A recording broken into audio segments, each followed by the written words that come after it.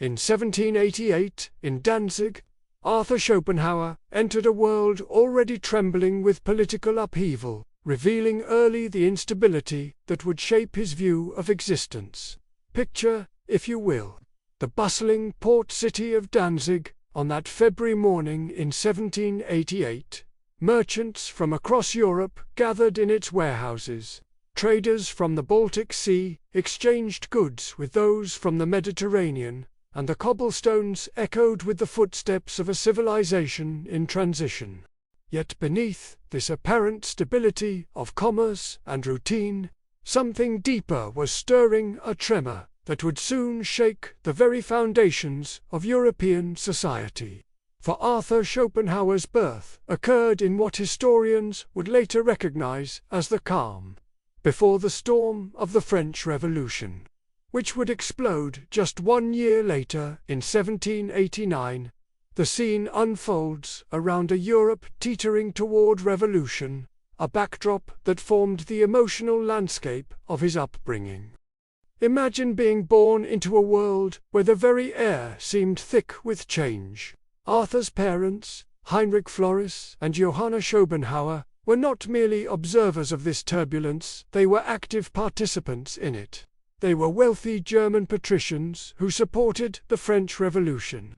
Publicans in a world still largely ruled by kings and emperors, cosmopolitans in an age of emerging nationalism, their household would have buzzed with political discussions about liberty, equality, and fraternity, the revolutionary ideals that were beginning to sweep across Europe like an intellectual wildfire.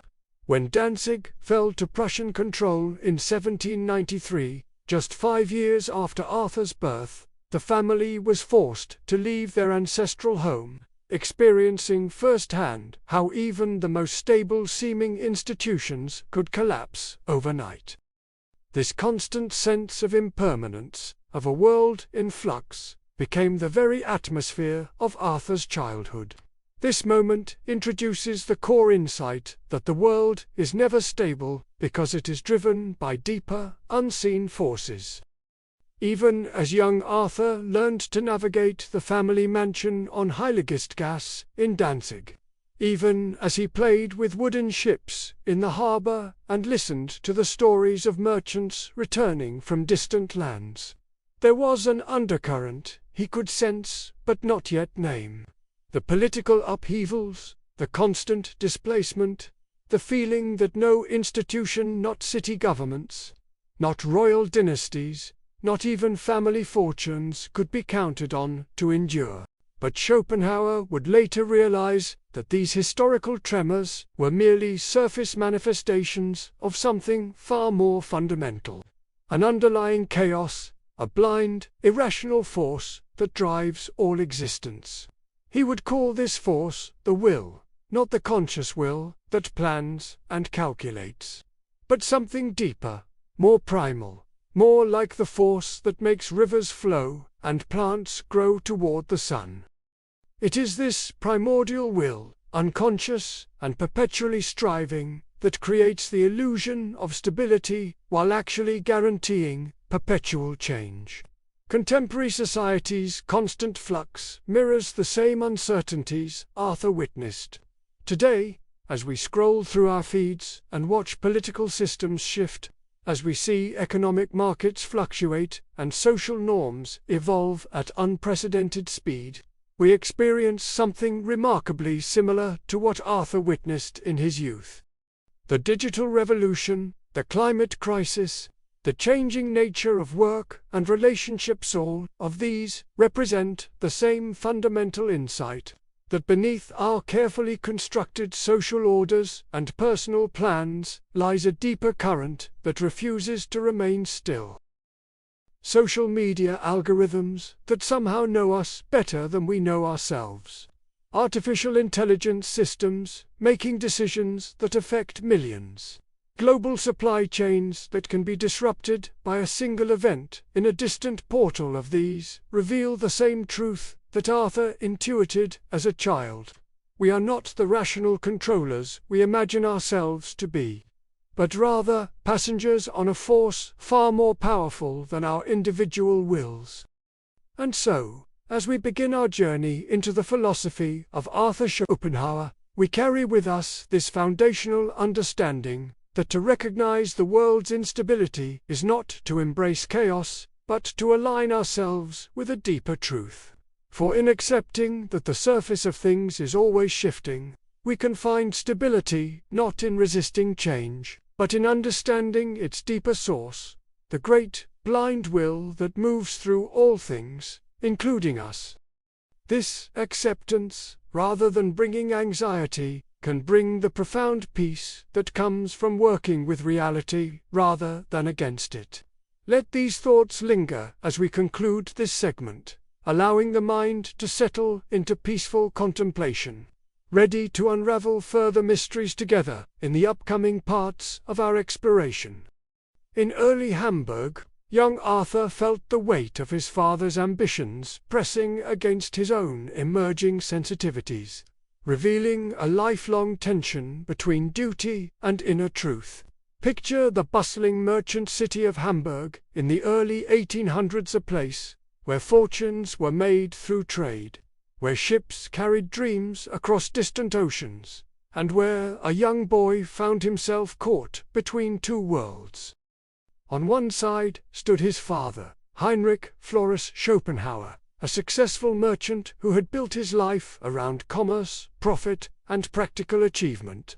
On the other side was Arthur himself, already showing signs of the deep thinker he would become, more interested in the mysteries of existence than in the mysteries of trade. This wasn't merely a clash between generations, it was the first manifestation of a fundamental human struggle that would echo throughout all of Western philosophy. The scene captures a household divided between commerce and contemplation. For the Schopenhauer family embodied the contradictions of their time. Heinrich, though a successful businessman, was also a man of letters, interested in ideas and culture. His wife, Johanna, would later become a celebrated novelist herself.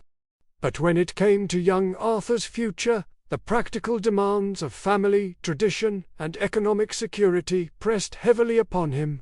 In 1803, when Arthur was just 15, his father presented him with a choice that would shape his entire life, a choice that revealed the philosophical tension at the heart of human existence. Should one follow the path laid out by family and society, or should one follow the call of one's inner nature?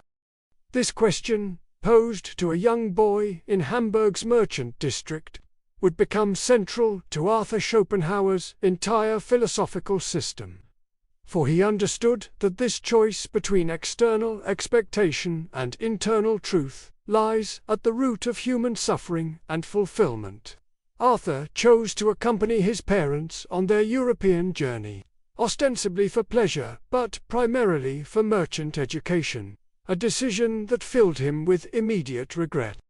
For 12 weeks in Wimbledon, London, he sat in classrooms with strict Anglican teachers, feeling increasingly alienated from both the rigid religious atmosphere and the commercial mindset his father hoped to cultivate in him.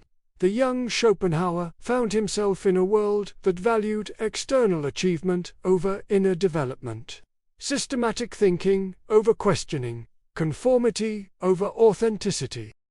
Yet it was precisely this experience of feeling like a stranger in both the merchant's counting house and the traditional classroom that began to forge his philosophical sensibilities. He was learning, perhaps without fully realizing it, that the deepest human questions could not be answered by either commerce or conventional religion. They required a different kind of inquiry altogether. Many today face similar pressures in career and identity, as young people graduate from university and find themselves caught between parental expectations, societal demands, and their own emerging sense of who they truly are. The graduate who studies business because it seems practical, but dreams of art. The artist who considers law because it offers security. the writer who considers medicine because it's prestigious. Each faces the same fundamental question that haunted young Arthur Schopenhauer in Hamburg's merchant quarter. Will you live the life others expect of you, or will you have the courage to follow your own inner nature? The family drama was not merely personal, it was an early glimpse into one of modernity's most persistent dilemmas. We might gently examine which parts of our lives reflect obligation versus authentic desire, understanding that this distinction forms the foundation upon which a genuine life can be built. Let this thought rest quietly with you as the curtain gently falls on this segment, setting the stage for our next exploration. In 1805, Schopenhauer confronted his father's sudden death, a moment that exposed him to the raw, unpredictable force of suffering that would permeate his philosophy. The scene portrays a teenager thrust abruptly into adulthood. At just 17 years old, Arthur watched his father, Heinrich Floris Schopenhauer, disappear beneath the dark waters of a Hamburg canal, leaving behind only questions that would haunt the young philosopher for decades to come. Some called it accident.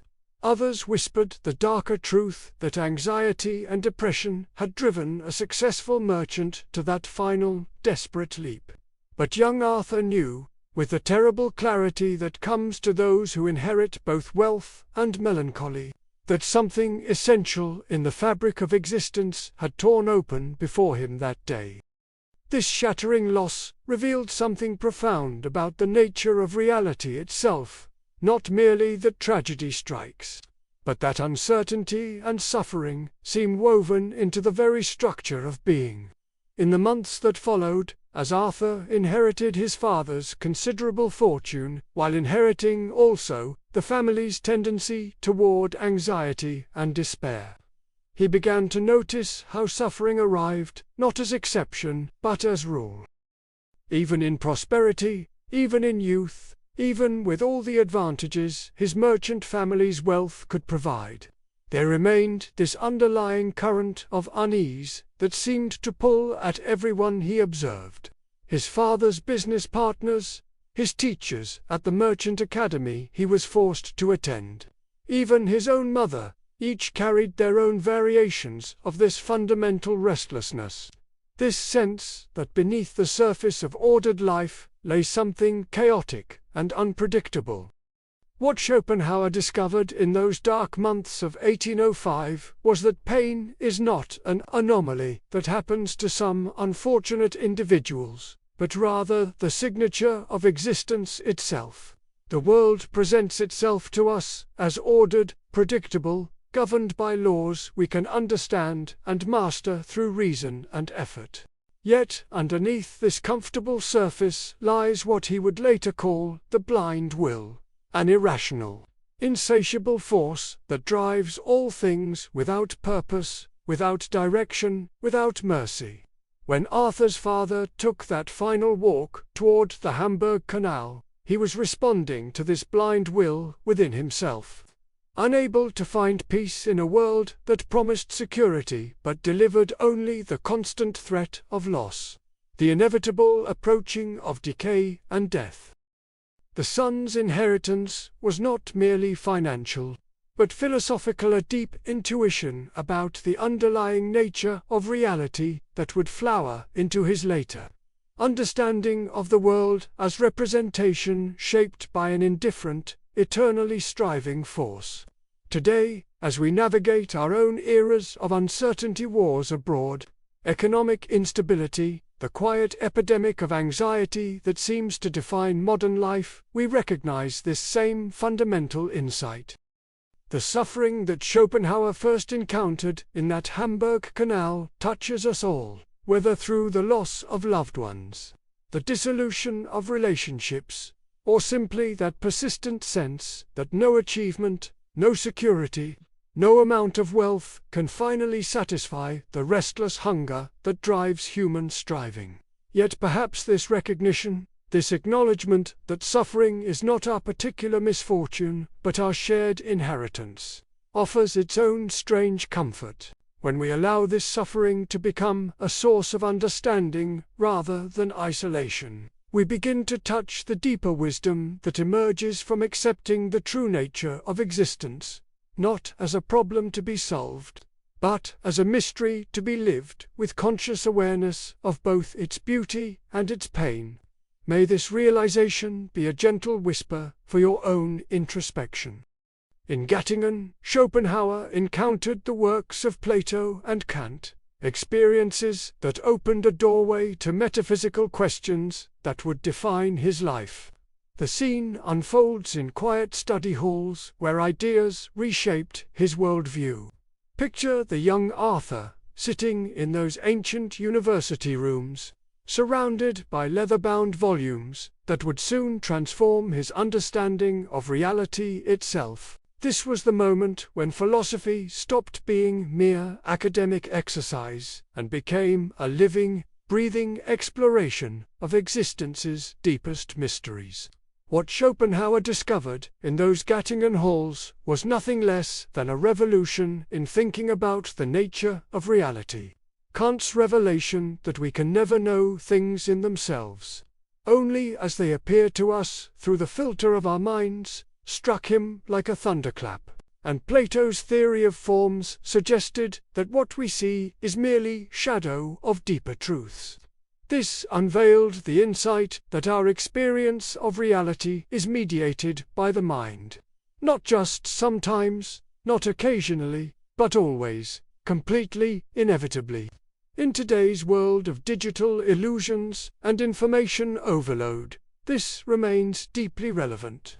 We scroll through feeds curated by algorithms that know our preferences better than we know ourselves. We consume news presented through particular lenses, social media that amplifies our existing beliefs, and entertainment designed to satisfy our desires. Every screen, every app, every digital interaction filters reality through systems designed to engage us, not necessarily to inform us truly. The question Schopenhauer grappled with becomes ours. What are we actually experiencing? And what is the nature of the reality beneath these mediated layers? Consider your morning routine. Do you choose which news to read, or are you guided by notifications and trending topics? When you decide what to think about an issue, is that thought truly yours, or has it been shaped by countless voices and experiences?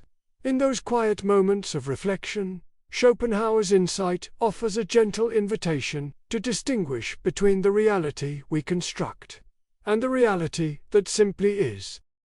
And perhaps, in making that distinction, we begin to glimpse something far deeper than the surface appearances that typically capture our attention.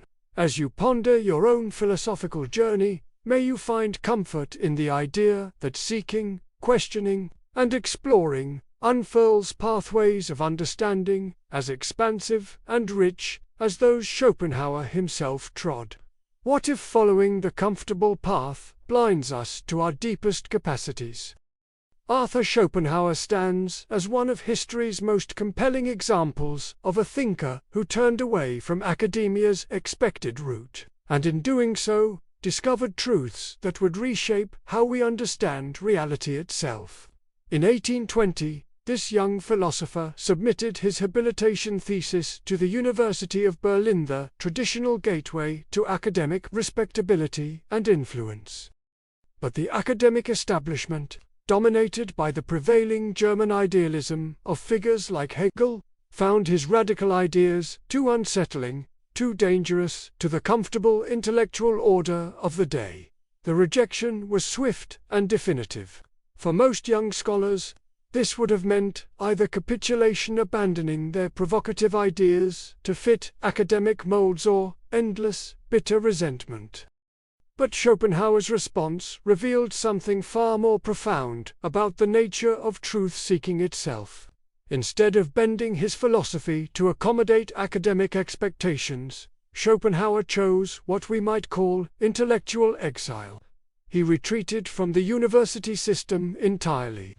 supporting himself through his inheritance, while dedicating his energy to works that he knew would likely never gain academic acceptance.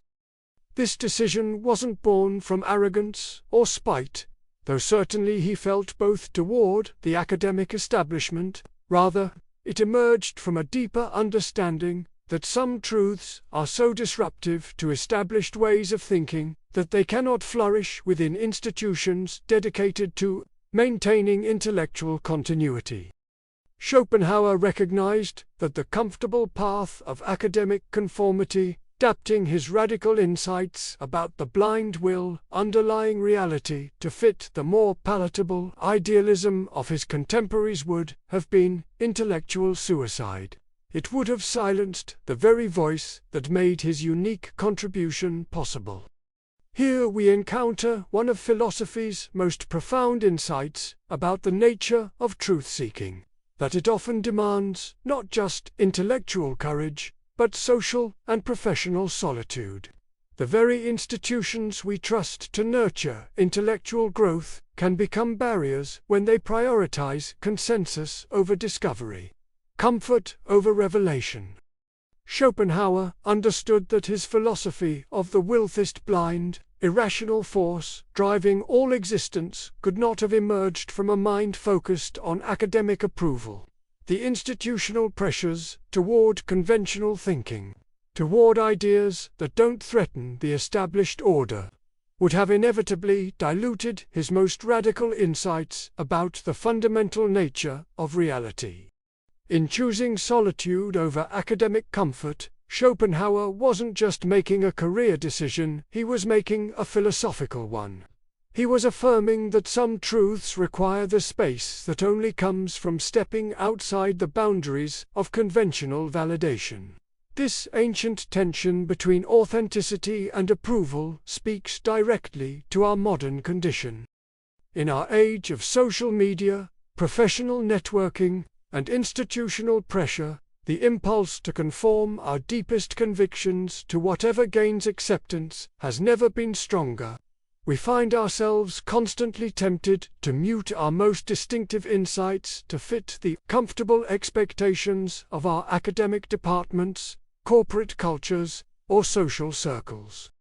But Schopenhauer's example suggests a different path, one that requires creating what we might call authentic spaces in our lives.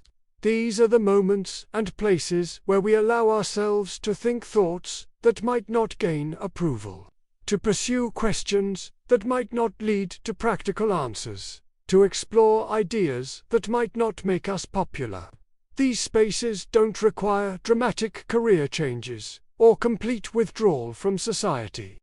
Sometimes they are as simple as maintaining a private journal where we explore thoughts too raw for public consumption, or dedicating time to study ideas that challenge our professional orthodoxy, or cultivating relationships with people who encourage our most unconventional questions. Schopenhauer's departure from academia's comforts wasn't a rejection of intellectual community, was a profound affirmation of what genuine intellectual community requires: the courage to support truth-telling, even when it's uncomfortable, even when it's unpopular. In our own searches for understanding, we might remember that the most transformative insights often emerge not from following established paths, but from having the courage to walk alone when necessary, guided not by the promise of approval, but by something far more reliable, the integrity of our own deepest convictions. Let this reflection rest as we prepare to delve deeper into Schopenhauer's philosophical labyrinth. What if, behind every thought, action, and desire lies a single blind force driving all beings? This question, so simple in its asking, yet so vast in its implications, rests at the very heart of Schopenhauer's philosophy. For years, he had been quietly assembling the pieces of a puzzle that would reshape our understanding of existence itself. And now, in the pages of what would become his life's work, The World as Will and Representation, published in 1818, he revealed an insight that still echoes through our modern world.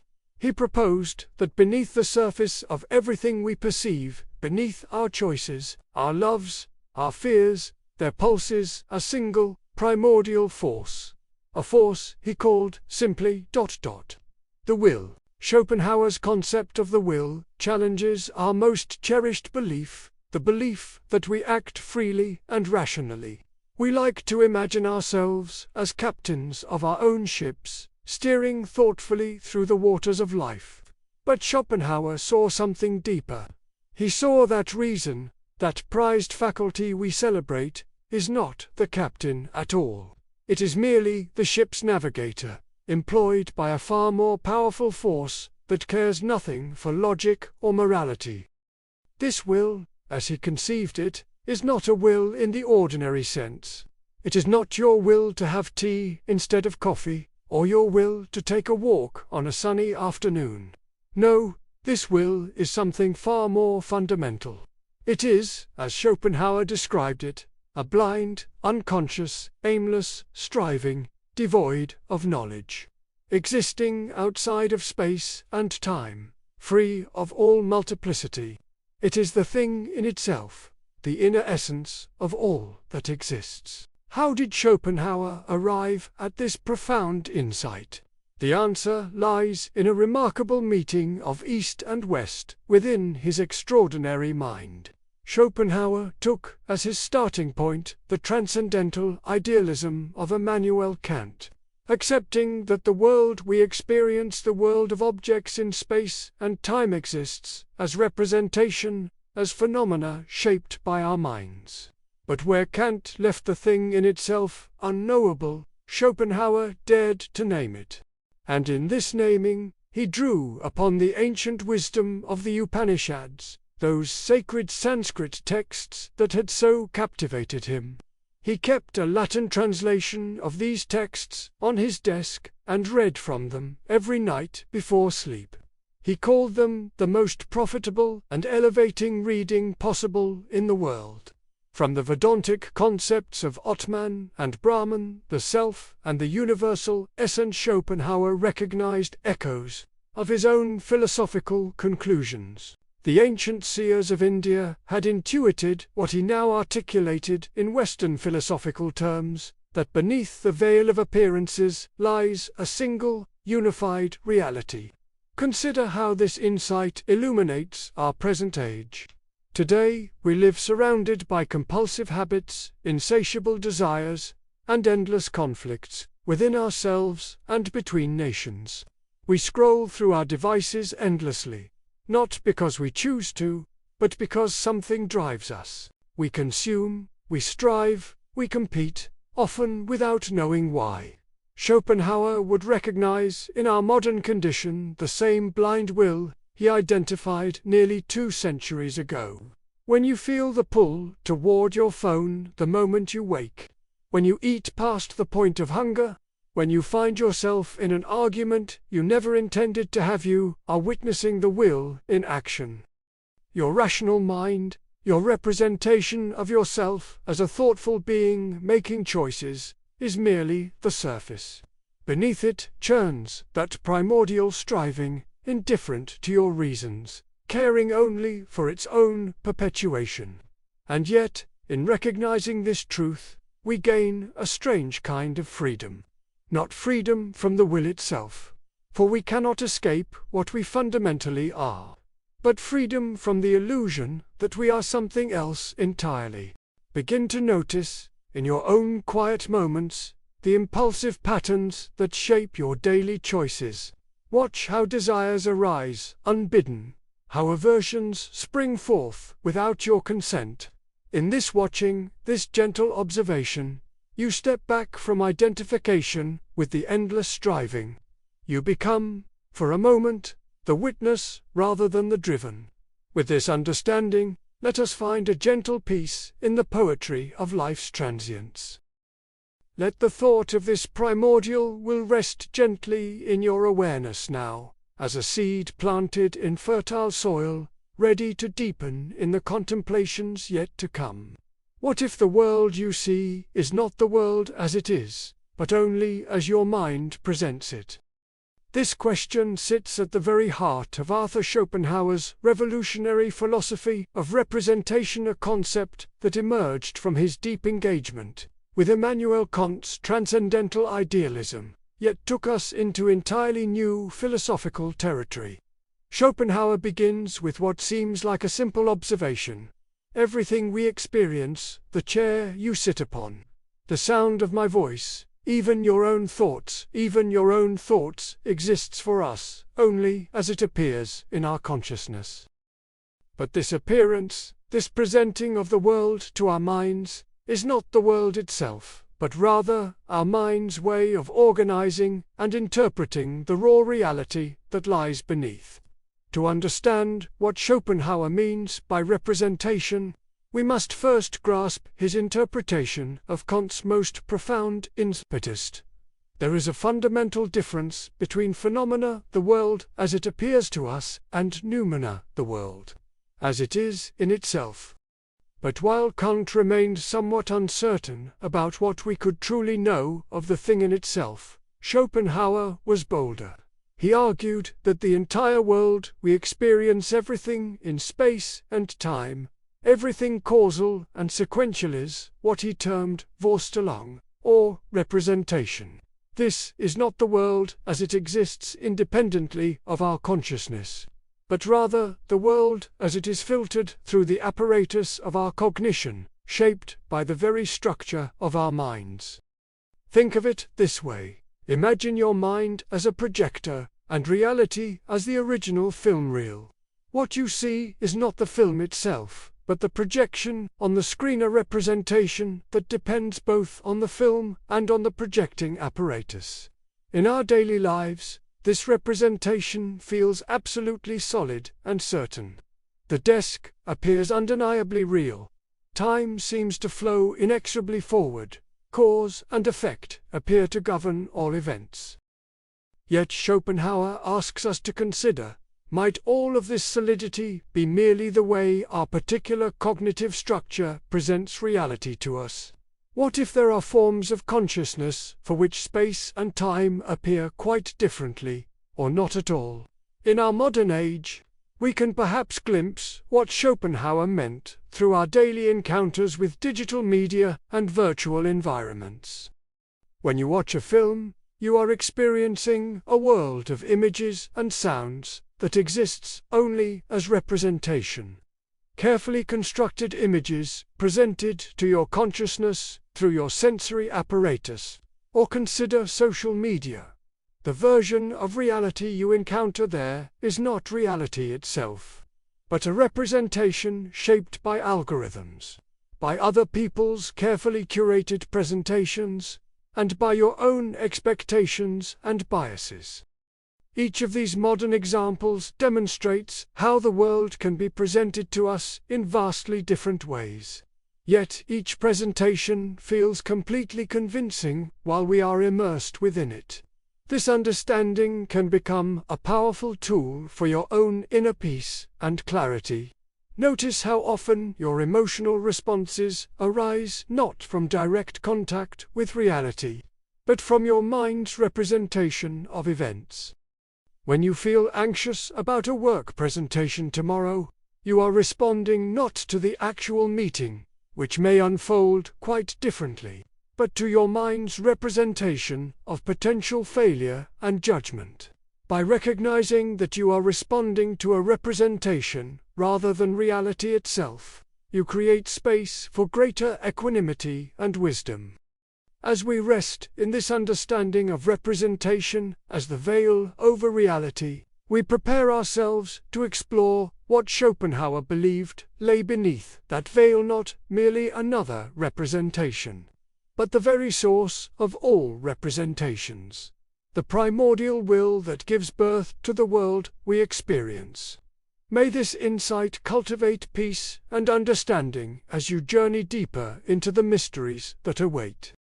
In the quiet depths of human experience, Schopenhauer made a startling discovery that would reshape our understanding of existence itself. He realized that suffering emerges not as an accident of life, but as a fundamental truth woven into the very fabric of our being, arising whenever desire stirs within us. This wasn't merely philosophical speculation, but a profound recognition that revealed something essential about the nature of consciousness and our place in the world. Through his deep engagement with Eastern wisdom traditions, particularly the Buddhist and Hindu texts that had begun flowing into European thought, Schopenhauer found validation for an insight that would become central to his entire philosophy: the Buddhist concept of dukkha, often translated as suffering but more accurately understood as the inherent unsatisfactoriness of existence, resonated deeply with Schopenhauer's own observations. Similarly, the Hindu understanding of desire as the root of bondage in the cycle of samsara illuminated the mechanism by which we create our own dissatisfaction. These Eastern traditions, which saw desire not as natural fulfillment but as the very engine of suffering, provided Schopenhauer with a framework that transformed his understanding of human psychology. He began to see that every want, every aspiration, every dream we chase contains within it the seeds of its own frustration, because the nature of desire is to outpace our ability to satisfy it. This insight clarifies why constant striving so often leads not to satisfaction, but to an ever-deepening sense of inadequacy and restlessness. The harder we work to fulfill our desires, the more complex those desires become, creating an endless cycle of pursuit and disappointment. In our contemporary culture, this pattern has been amplified beyond anything Schopenhauer could have imagined. Our modern world of achievement and comparisons, social media feeds filled with others' highlight reels, career ladders that never seem to end, consumer desires that multiply with each fulfilled wish, has created what might be called a suffering amplification system. We are constantly surrounded by reminders of what we lack, what we haven't achieved, who we haven't become. Yet Schopenhauer also offered us a path toward understanding and potentially alleviating this fundamental aspect of human existence. The practical wisdom he derived from his philosophical insights suggests that we can reduce suffering by consciously simplifying our desires and learning to honor the state of contentment itself. This doesn't mean abandoning ambition or growth, but rather approaching our wants with awareness of their true nature, understanding that the peace we seek is often already present, waiting beneath the relentless drive for more. In recognizing suffering as the heartbeat of life, we discover not despair, but a profound invitation to live with greater wisdom and compassion both toward ourselves and others who share in this universal human condition. May we find peace in the recognition that even our deepest struggles are part of the vast, interconnected story of consciousness seeking its way home. What if the arts can free us from the endless demands of the will? Schopenhauer believed aesthetic experience suspends suffering. In the profound silence that follows this question, we find ourselves at the threshold of one of his most liberating insights, that art, in its purest form, offers us a temporary release from the ceaseless striving that characterizes our existence. But how does this liberation work? What makes aesthetic experience different from our ordinary engagement with the world? To understand this, we must recognize that when we encounter truly great art, be it a haunting melody, a masterpiece painting, or the graceful architecture of a cathedral, we step momentarily beyond the realm of individual desire and personal need. In this sacred space of contemplation, the will's demands grow strangely quiet, and we find ourselves experiencing what Schopenhauer calls pure contemplation, a state of being where knowledge exists without desire, where we perceive without the filter of personal interest. Among all the arts, Schopenhauer held music in the highest regard, considering it the purest expression of metaphysical truth. Why music above all others? Because music, unlike painting or sculpture, does not represent objects in space and time. It speaks directly to the inner nature of the will itself. When we truly listen to music, we encounter something that transcends the merely representational. A symphony does not merely depict joy or sorrow. It embodies these forces as they exist in their pure form, before they become tangled with our individual desires and fears. This is why a piece of music can move us profoundly, even when we cannot articulate exactly why, because it reaches us at the level of the will itself. Bypassing the complex machinery of representation and desire, the great composer, in Schopenhauer's view, is one who has somehow perceived these fundamental forces and translated them into sounds that can awaken the same perception in others. In our contemporary world, where we are bombarded with stimuli designed to activate desire to make us want things, need things, aspire to things, Schopenhauer's insight about art becomes more relevant than ever. We live in an age of constant overstimulation, where the will seems to have more weapons at its disposal than ever before. But art remains what it has always been, a sanctuary of stillness and clarity. When we consciously engage with art that brings calm and insight, perhaps a piece of classical music, a carefully composed photograph, or the quiet elegance of Japanese poetry, we participate in the same liberation that Schopenhauer described. This is not about escaping reality entirely, but about discovering a different way of relating to it. In aesthetic contemplation, we learn to perceive the world without immediately wanting to possess it, to experience beauty without immediately calculating how we might make it serve our purposes. This practice of aesthetic contemplation offers us a profound gift: the opportunity to experience existence as something more than merely a field of conflict between competing desires. When we step into this space of pure perception, we glimpse something that Schopenhauer considered the closest we can come to redemption in this life: not permanent escape, but moments of profound peace where we are no longer slaves to the endless demands of the will. And in those moments, we understand something essential about the nature of existence itself, that beneath all the noise and striving, there is also beauty, meaning, and possibility. The artwork becomes a window through which we glimpse not another world, but the same world seen from the perspective of pure contemplation, where suffering yields to understanding, and where we remember, if only briefly, what it means to be truly free. Let this thought linger softly as we prepare to journey further. Tonight, we explore one of the most fascinating distinctions in all of Schopenhauer's philosophy: the profound difference between the genius and the ordinary mind. This distinction illuminates not only how exceptional creativity emerges in our world, but also how each of us might tap into deeper modes of perception that transcend our daily struggles. Let us begin with a simple question that Schopenhauer found deeply revealing. What would it mean to see the world not as an obstacle to our desires, but as something to be contemplated for its own sake? This shift in perspective lies at the heart of his understanding of genius.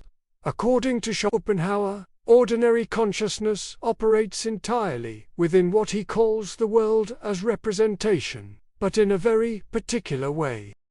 We see objects not as they are in themselves, but merely as they relate to our individual wants and needs.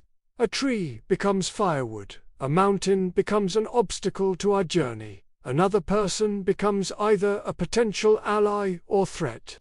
This mode of perception is what he describes as ordinary cognition, essentially seeing the world through the lens of our personal will to live, our individual striving. But Schopenhauer discovered something remarkable. Certain individuals, whom he called geniuses, possessed a different way of seeing. The genius, Schopenhauer argued, could temporarily suspend the demands of personal desire and perceive what he called the thing itself, what Plato termed the ideas. Whereas the ordinary mind sees individual, particular objects, the genius sees the eternal, unchanging forms that underlie all particular instances. A genius composer doesn't simply hear a melody that might be pleasing to them, but perceives the pure essence of musical harmony itself. A genius painter doesn't just see colors that match their taste, but glimpses the archetypal forms of beauty and structure. This shift from personal desire to pure contemplation represents what Schopenhauer considered the highest form of human experience, one that temporarily liberates us from the constant striving that characterizes ordinary life. This is why innovative thinking often feels so detached from everyday striving. When we have genuine creative insights, they emerge from this contemplative mode of perception rather than from our practical calculations about how to get what we want. This also explains the mysterious quality that surrounds breakthrough discoveries. They often appear to come from nowhere, as if from a different dimension of consciousness. Modern neuroscience confirms this intuition. Creative insights correlate with shifts in brain activity that temporarily quiet the default mode network, associated with self-referential thinking and personal concerns. To nurture this genius-like clarity in our own lives, Schopenhauer suggests practicing moments of what he calls pure, will-less contemplation, simply observing without immediately categorizing or using what we see. This might be as simple as watching clouds without thinking about rain, or observing a face without immediately judging whether it's attractive or not. In these quiet spaces of uncalculating awareness, we touch the source of all genuine creativity and understanding. May this understanding guide you gently into deeper states of awareness and insight. When confronted with human cruelty, Schopenhauer recognized that compassion arises from perceiving the shared essence beneath a pyramid, universal truth about human connection. Close your eyes for a moment and imagine witnessing an act of great cruelty, perhaps in the news, in history, or even in your own life. Most of us feel anger, disgust, perhaps a desire to punish. But Schopenhauer asks us to pause, to look deeper into the face of both the perpetrator and the victim. What if, beneath the cruel actions and the suffering, we could perceive the same fundamental striving, the same blind will that drives us all? This insight transforms our understanding of ethics entirely. Traditional moral systems, Schopenhauer observed, rely on abstract principles, divine commands, or social contracts. But true morality, he believed, emerges from a metaphysical recognition. When we truly see another suffering, we recognize that suffering as our own. The mother who sacrifices for her child, the stranger who helps someone in need, the philanthropist who gives away their fortune will act not from duty or calculation, but from this deeper recognition of shared essence. Compassion, in Schopenhauer's framework, becomes a form of knowledge, a glimpse into the fundamental unity that underlies all phenomenal manifestation. This understanding profoundly challenges our conventional moral philosophy. The Enlightenment emphasis on rational self-interest, the Kantian duty-based ethics, the utilitarian calculation of greatest happiness, all these systems, Schopenhauer argued, miss something essential about human moral experience. They create what he called moral illusions, elaborate rationalizations for moral behavior that ignore the deeper truth. When someone acts compassionately, it's not because they've calculated the benefits or followed a moral rule, but because they've momentarily transcended the illusion of separation between self and other. This is why Schopenhauer noted Acts of great compassion often seem almost effortless. They flow from this deeper recognition of our fundamental unity. In our deeply polarized world, this perspective offers a profound invitation for healing and understanding. Whether we consider political divisions, social conflicts, or personal relationships, Schopenhauer's insight suggests that our inability to perceive the shared will beneath different appearances perpetuates suffering on all sides. Each person's harsh judgments, each act of violence, each moment of hatred flows from the same blind striving that drives us all. To practice this understanding, we might begin by noticing our own moments of anger or judgment, recognizing them as expressions of the same force that moves through everyone who frustrates us. In this recognition, compassion becomes not just a feeling, but a form of wisdom, a way of seeing that transforms our relationships and our world. And in that transformation, we find, perhaps, the only genuine source of lasting peace. Let this awareness rest gently with you as we prepare for the next chapter of our philosophical journey. What if every fulfilled desire simply makes room for another? Close your eyes for a moment and consider this scenario. You finally obtain that object you've been longing for, perhaps the latest smartphone, a beautiful piece of clothing, or that perfect home upgrade. For a brief interlude, there is satisfaction, perhaps even joy. Yet, as the days pass, something curious unfolds. The initial excitement begins to fade, and somewhere in the depths of your consciousness, new desires start to emerge. Schopenhauer's profound insight reveals that this experience is not a flaw in our modern world, but rather the fundamental structure of human existence itself. For Schopenhauer, desire is the very expression of what he termed the will, that primordial, blind force that drives all of nature and all of human behavior. But here's the paradoxical beauty of his insight. Satisfaction, when it arrives, doesn't eliminate desire. Instead, it temporarily suspends it, creating what he called a peaceful interlude. Yet this peace is inherently unstable, for the will is insatiable. It whispers to us in new forms, presenting fresh objects to pursue, fresh satisfactions to seek. Think of this as nature's endless replenishment system, never designed to end desire, but to keep the wheel of striving spinning eternally. In our contemporary moment, we can observe this philosophical truth playing out with remarkable clarity in what we might call consumer culture. Our modern world has become a magnificent laboratory for studying Schopenhauer's insights. We wake to advertisements that promise fulfillment, consume products that momentarily satisfy, then find ourselves reaching for the next promised satisfaction. The cycle accelerates through social media feeds that create artificial desires, through planned obsolescence that makes yesterday's treasures seem obsolete, through a constant stream of upgrades and improvements.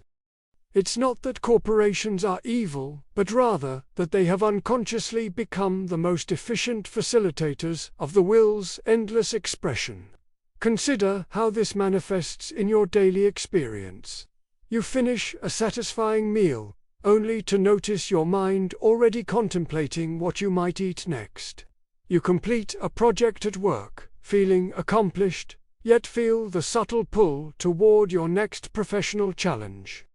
You acquire the book you've been wanting to read. And while reading brings joy, there's already another book calling to you from your mental catalogue. This isn't about lack or deficiency. It's about the very structure of conscious desire itself. When we achieve something, we don't return to a state of pure satisfaction. We return to a state of wanting, but wanting something else. Rather than exhausting ourselves in the futile quest to finally arrive at permanent satisfaction, we might instead learn to observe this cycle with gentle awareness. Notice when satisfaction begins to fade. Notice how new desires arise. not as failures of contentment, but as the natural rhythm of conscious life. This awareness itself becomes a form of freedom, not freedom from desire, but freedom from the anxiety that comes from thinking something is fundamentally wrong with our endless capacity to want. In understanding the cyclical nature of desire, we find not limitation, but a deeper understanding of what it means to be alive. Let this thought settle gently as we prepare to journey further. In studying ascetics, Schopenhauer saw that withdrawing from desire reveals an unexpected truth about inner peace. The ascetic, in deliberately turning away from the endless demands of the will, discovers something profound, not emptiness, but fullness, not weakness, but a strength that flows from the very center of their being. This is the paradox that puzzled him, that in the moment we most fear losing our desires, our possessions, our very sense of self, we often find the greatest power. The ascetic's restraint becomes, in Schopenhauer's eyes, not a denial of life, but the purest affirmation of what life might become when freed from the blind urgency of wanting. This scene revisits ancient spiritual practices, where saints and sages across cultures discovered that withdrawal from desire could open doorways to profound tranquility. In the silence of monasteries, in the simplicity of hermitages, in the deliberate poverty of those who chose to own nothing, these were not acts of self-punishment, but of liberation. Schopenhauer drew inspiration from Eastern traditions, particularly the Upanishads and Buddhism, where he found the deepest articulation of this insight, that suffering arises not from having too little, but from wanting too much. When the fire of desire burns out, what remains is not death, but a cool, steady light that illuminates existence with startling clarity. This insight emphasizes that restraint can be liberating rather than restrictive. In our modern world of excess, where consumption has become our cultural religion, where more is never enough, where the marketplace promises fulfillment through acquisition, Schopenhauer's ancient wisdom reads like radical rebellion. Consider how we tie our identity to our possessions, how we measure success by accumulation, how we believe that satisfaction lies just beyond our next purchase. The ascetic's path offers a different equation. Less desire equals less suffering equals more authentic peace. This isn't about denial of life's pleasures, but about discerning which hungers truly feed the soul and which simply feed the endless machinery of the will to live. In a world of excess, such simplicity is revolutionary. You can apply this through small acts of mindful renunciation, not dramatic life transformations, but gentle practices that loosen desire's grip. Perhaps it's waiting before making a purchase, truly asking whether you need it or merely want it. Maybe it's choosing silence over the constant noise of entertainment, or solitude over the endless pursuit of social validation. These small acts of renunciation become doorways to a deeper understanding that the peace you seek isn't in having more, but in needing less. And in this understanding, something remarkable happens. The will begins to quiet, not because you're fighting it, but because you're seeing through it. What remains is your essential self, undisturbed by the endless cycle of wanting and getting and wanting. This is the quiet power that the ascetics discovered, that freedom isn't found in fulfilling every desire, but in discovering the peace that exists beneath all desire. Let this understanding envelop you as we integrate solitude into the cadence of our daily lives. When individuals act selflessly, Schopenhauer believed they momentarily transcend the will, revealing humanity's highest potential. This extraordinary claim challenges our most basic assumptions about human motivation and moral behavior.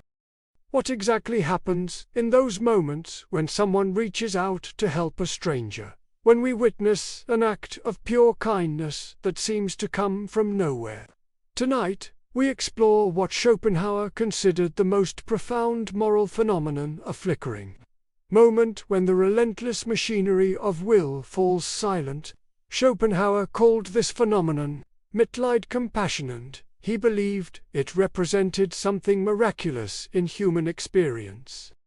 Unlike the egoistic drives that fuel our ordinary actions, Mitleid arises when we truly recognize ourselves in another's suffering. When the principium individuationist, that veil of individuation that separates self from other, becomes transparent. In these moments of genuine compassion, we experience what Schopenhauer called metaphysical love, a recognition that beneath the surface differences of individual existence lies the same universal will that animates all things. This is not mere sympathy or charity, but a fundamental shift in how we perceive reality itself. Consider how empathy feels so deeply meaningful, even when we cannot explain why. Schopenhauer suggests this meaning emerges because, in compassionate acts, we glimpse our true nature beyond the prison of ego. When you comfort someone in grief, when you donate to those you've never met, when you speak up against injustice, you participate in a form of moral revolution that temporarily suspends the normal operation of will-driven existence.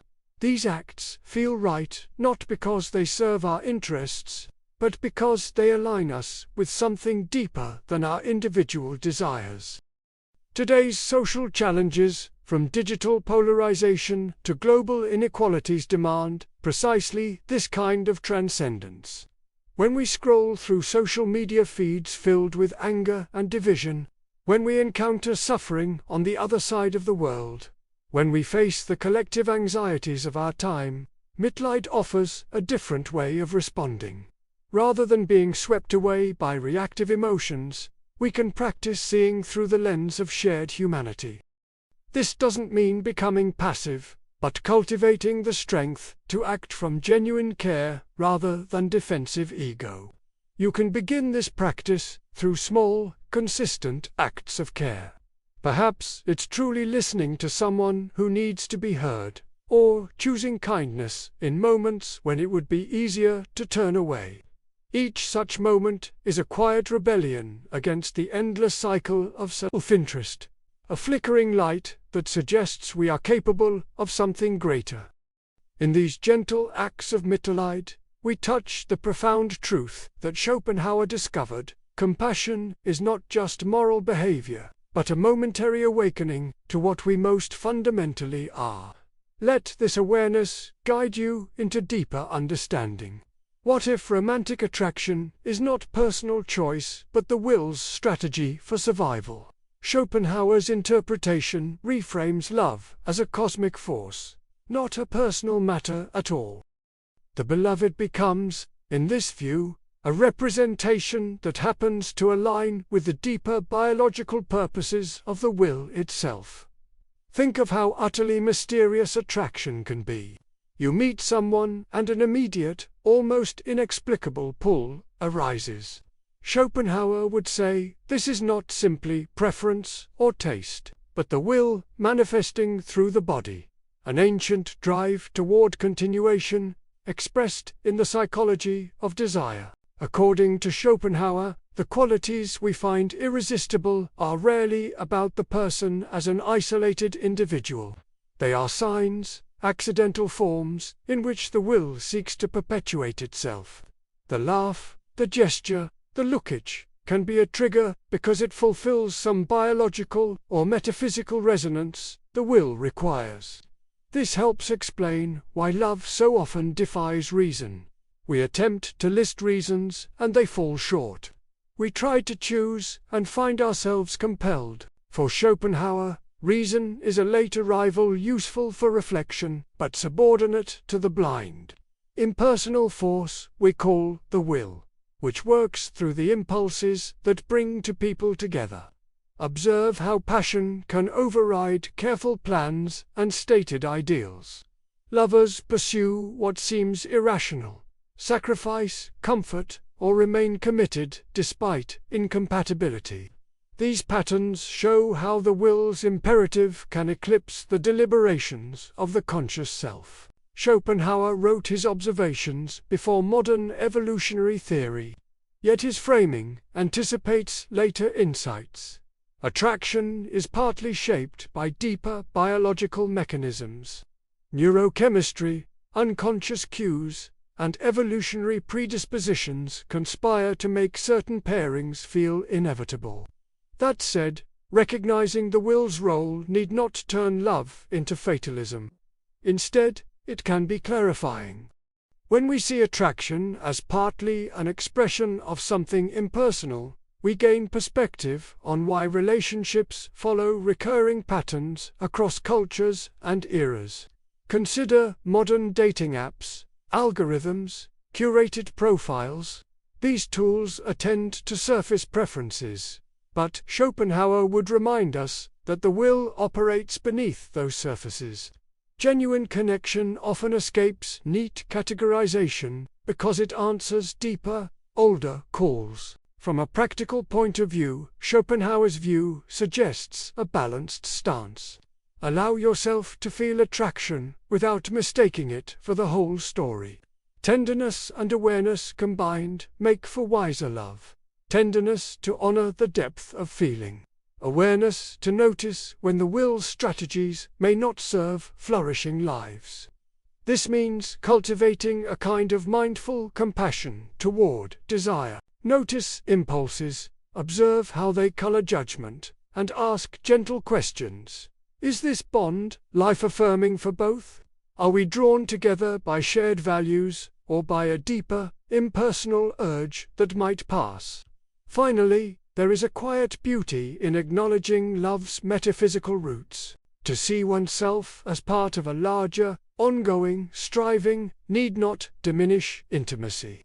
Rather, it can inspire humility, gratitude, and a tenderness that accepts both the mystery and the responsibility of loving another.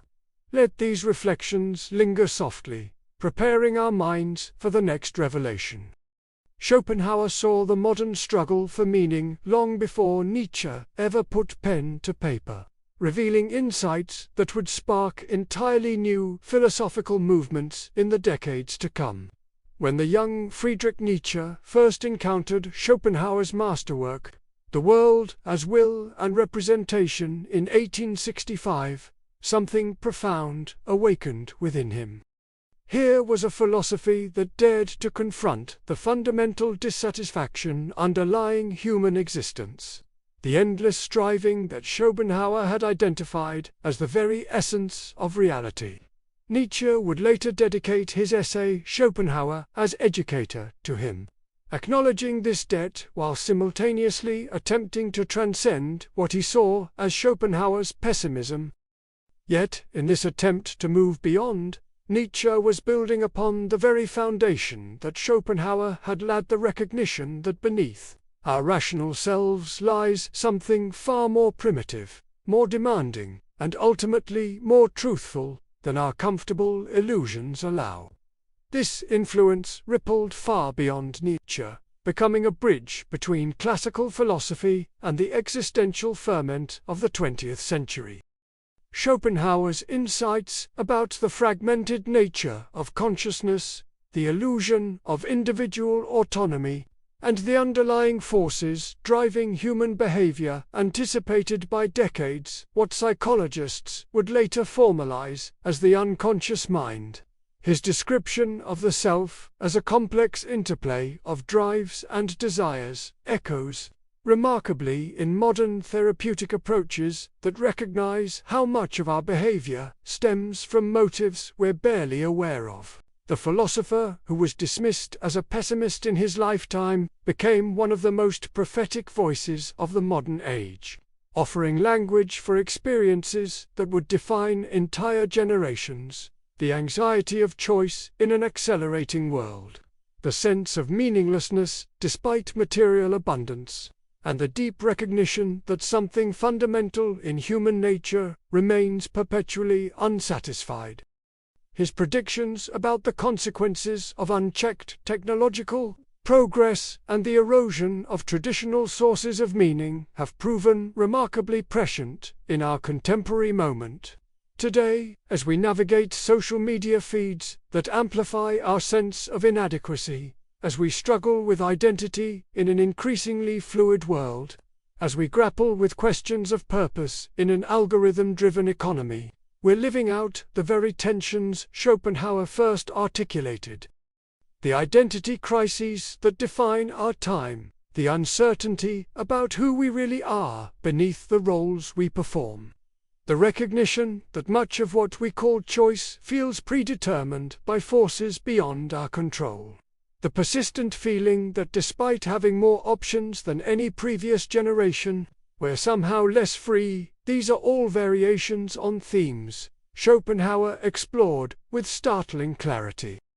He understood that the human condition involves a fundamental mismatch between our capacity for consciousness and our ability to find lasting contentment within the limits of individual existence. In tracing today's questions back to these deep philosophical roots, we discover that many of our most contemporary struggles have been anticipated by minds that sat with them long enough to see their underlying patterns. Schopenhauer's legacy reminds us that the search for meaning isn't a modern malfunction, but a defining feature of conscious existence itself. His insights don't provide easy answers, but they offer something perhaps more valuable.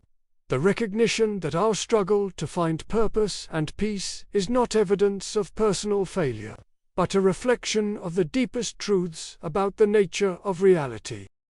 And in this recognition, there can be a strange kind of comfort, the understanding that we are not alone in our restless seeking, but part of an ancient conversation about what it means to be conscious beings caught between the world as it is and the world as we might dream it could be.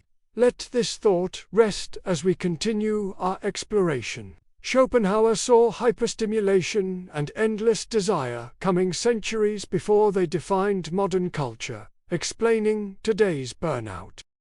He wrote in the early 1800s about how human consciousness, once satisfied with simple needs, would inevitably create more complex desires that could never be fully met. Like a river that must always flow, the will cannot rest a day. We call this phenomenon infinite scrolling, constant connectivity, and the gnawing sense that there's always something more to achieve, acquire, or experience. The 19th century philosopher witnessed the Industrial Revolution's acceleration and recognized this pattern as fundamental to human nature itself, not merely to industrial society. Our technology amplifies the will's demands in ways Schopenhauer could only imagine. Each notification, each update, each algorithmic suggestion acts like a spotlight in a dark theater, intensifying our consciousness of what we lack. Where once we might have been content with the day's natural rhythms, now we carry miniature computers that offer infinite possibilities for desire activation. Social media platforms, streaming services, and digital marketplaces serve as modern temples to the will, each designed to generate perpetual craving. Schopenhauer's genius was recognizing that technology doesn't satisfy desire, it creates more sophisticated forms of it. This insight explains why modern life feels so restless even in our age of unprecedented abundance. Our ancestors' struggles were largely about basic survival needs: food, shelter, security. But we face what Schopenhauer called the will's higher expressions, the need for significance, recognition, constant stimulation, and an endless variety of experiences. Like trying to fill an ocean with a bucket, each achievement, purchase, or social media approval only intensifies our awareness of everything else we haven't yet obtained. This is why burnout and anxiety have become defining conditions of our time. Personal and societal struggles today: politics, relationships, career dissatisfaction, social media addiction, stem from unchecked desire that modern tools have made infinitely more accessible and insistent. Schopenhauer argued that recognizing the will's nature is the beginning of wisdom, not despair. Understanding why we feel restless isn't about finding a way to finally satisfy that restlessness, but about learning to sit quietly with the underlying energy itself.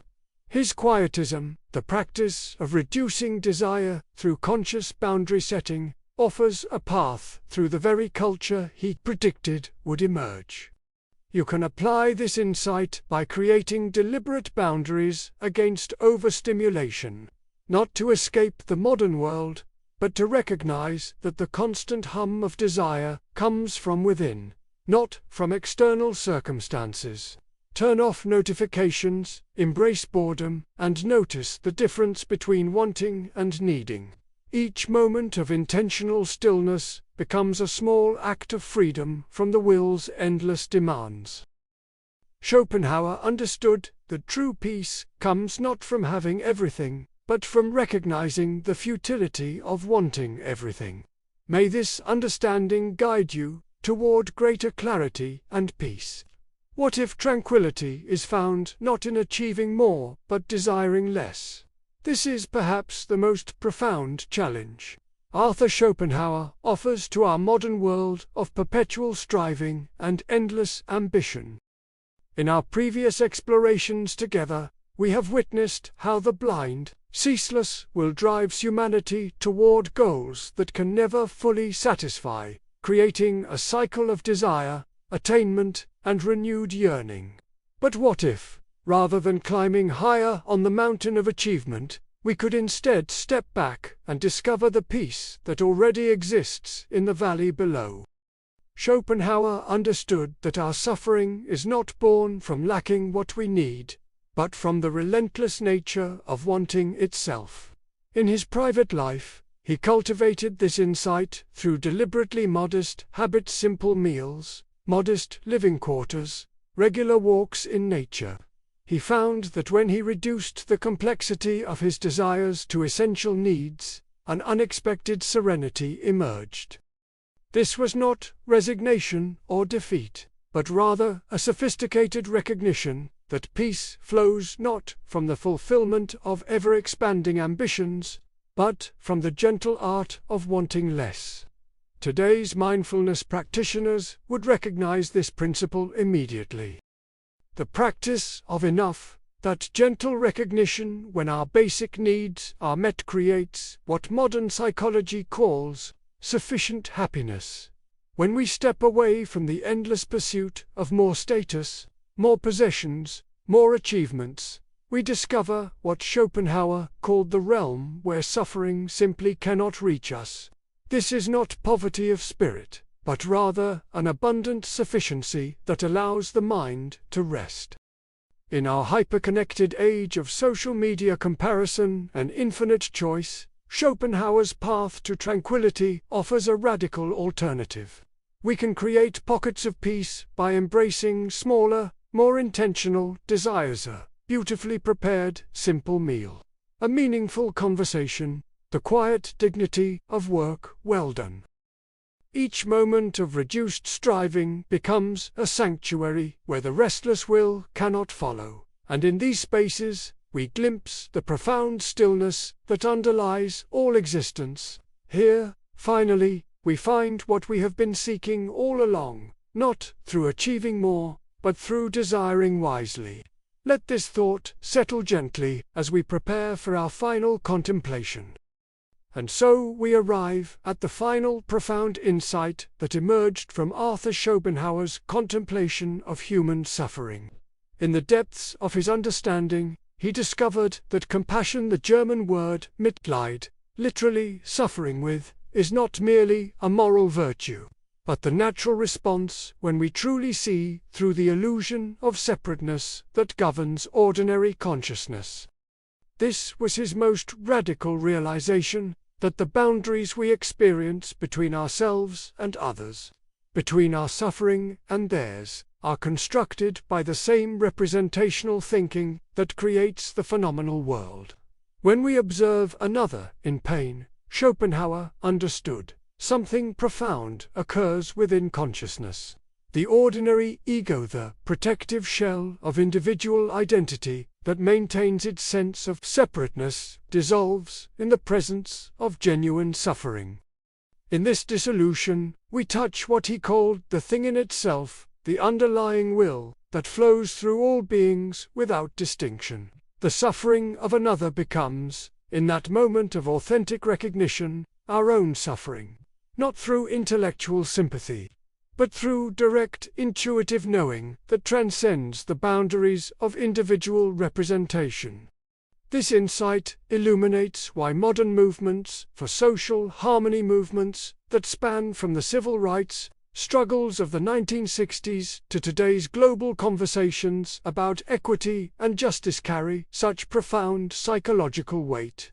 They succeed not merely through policy or legislation, but through the deeper work of helping individuals recognize their fundamental interconnectedness. When we understand that another's oppression diminishes us, when we feel the sting of injustice against strangers as if it were against ourselves, we experience what Schopenhauer described as the dissolution of egoic separateness. In our most intimate relationships, this understanding transforms the quality of our connections.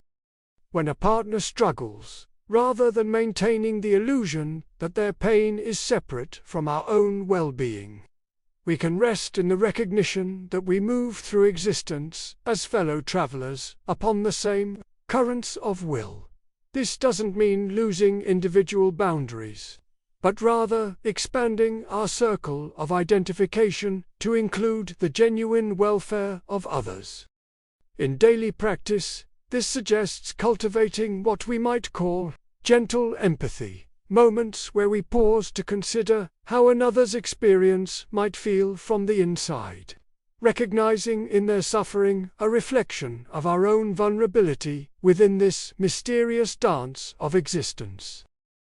And in this recognition, we find not the weakness that traditional ego consciousness might fear, but rather the strength that comes from resting in our fundamental unity beneath all the separate forms that will creates. May this understanding guide you toward deeper compassion in all your encounters. What if recognizing the will's presence in all things frees us from its control? This profound question carries us to the heart of Schopenhauer's most liberating insight. Throughout our journey together, we have witnessed the German philosopher's awakening to the primordial force that drives all existence, the blind, insatiable will that manifests as your desires, my ambitions, and the endless striving of every living being. Yet, in this final contemplation, we discover that this same recognition that once revealed our enslavement to the will can become the key to our liberation. The ancient oak tree that bends in the storm does not fight the wind, it moves with it, finding strength through flexibility rather than resistance. So too, when we observe the will within ourselves with clear awareness, we begin to experience a subtle but profound shift in our relationship to our own inner compulsions. Schopenhauer himself came to understand that philosophical insight alone, while intellectually satisfying, was not sufficient to truly liberate us from the will's endless demands. He observed how even those who grasped his concepts intellectually remained trapped by their desires, their anxieties, their incessant inner voice demanding satisfaction. The great revelation was that liberation comes not through rejection of the will, which is impossible, as we are the will made conscious, but through a fundamental change in how we relate to it. Imagine watching a river flow past you, rather than being swept away by its current. The water continues its movement, but you remain centered on the bank, observing without being consumed. This is the essence of what Schopenhauer came to call the denial of the will, not a violent suppression of our nature, but a gentle disengagement from identification with our endless wants and needs. when we no longer mistake ourselves for the will itself, but recognize ourselves as the conscious awareness that observes the will, we begin to experience what philosophers call cognitive distance, a space between stimulus and response where true choice becomes possible. This insight resonates remarkably with contemporary contemplative practices that have emerged across cultures in the decades since Schopenhauer wrote. The mindfulness revolution that has swept through psychology and medicine echoes his ancient wisdom. Observe your thoughts and desires without judgment, without immediately acting upon them. Modern neuroscience has confirmed what philosophers long suspected, that when we cultivate what researchers call metacognitive awareness, or preserving the observer, we literally rewire our brains to create new pathways between stimulus and response. The Buddhist practice of vipassana, or insight meditation, asks practitioners to notice arising sensations, emotions, and thoughts with the same gentle curiosity that Schopenhauer advocated. In our digital age of constant stimulation and endless demands for our attention, this ancient wisdom becomes not merely philosophical, but practically essential for psychological well-being. Consider how many of our modern maladies, anxiety, addiction, depression, chronic stress arise from our unconscious identification with the will's demands. We believe we are our desires, our fears, our endless inner commentary, rather than recognizing ourselves as the aware presence that observes these mental phenomena. The gentle practice of mindfulness becomes a form of philosophical liberation in action. As we bring this philosophical journey to its peaceful conclusion, imagine carrying forward this simple yet profound practice into your daily life. When a strong desire arises for recognition, for comfort, for resolution instead of immediately following its pull, pause for a moment and observe it with the gentle curiosity of a scientist studying an interesting phenomenon. Notice how the will manifests in your particular life, perhaps as the restless need to check your phone, to improve your circumstances, to be understood by others. These are not problems to be solved, but patterns to be recognized with kind awareness. In this recognition, you begin to experience what Schopenhauer pointed toward, a subtle but profound freedom that comes not from getting what you want, but from no longer being enslaved by wanting itself. The world continues to unfold with all its beauty and suffering, but you are no longer compelled to wrestle control from forces beyond your grasp. Instead, you find yourself in the quiet dignity of conscious awareness, able to respond to life from wisdom rather than react from blind compulsion. This is the ultimate fruit of philosophy, not accumulation of knowledge, but cultivation of the inner space where peace becomes possible, regardless of external circumstances. As we conclude this exploration of Arthur Schopenhauer's profound philosophy, we rest in the understanding that life's deepest wisdom emerges not from grand achievements, but from the quiet recognition of our true nature. Schopenhauer teaches us that beneath the restless surface of desire and striving lies a stillness available to anyone willing to pause, to observe, and to see through the illusions that bind us. In recognizing the will's presence, we find not despair but liberation, the freedom that comes from understanding rather than struggling against the fundamental nature of existence. May your journey continue in this gentle awareness, dear traveler. As you carry these insights forward into the quiet moments of your own life, discovering peace not in the fulfillment of every desire, but in the wisdom of seeing desire itself with compassionate clarity.